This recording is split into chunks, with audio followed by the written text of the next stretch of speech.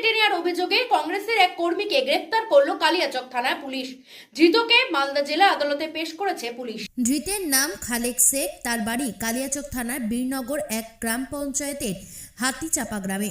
জানা যায়, পঞ্চায়েত নির্বাচনে কংগ্রেসের হয়ে ভোট প্রচার ও দলে যোগ না দেওয়ায় শাসক দলের এক বুথ সভাপতিকে বেধড়ক মারধর করে ডান কান কেটে নেওয়ার অভিযোগ উঠল কংগ্রেসের কর্মীদের বিরুদ্ধে। আক্রান্ত শাসক দলের বুথ সভাপতির নাম সেলিম শেখ, বয়স ৪৫ বছর।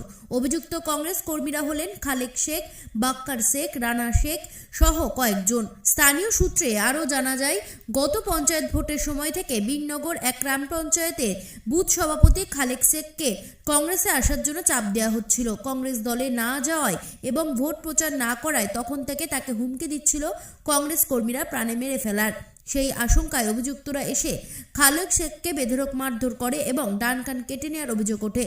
রক্তাক্ত অবস্থা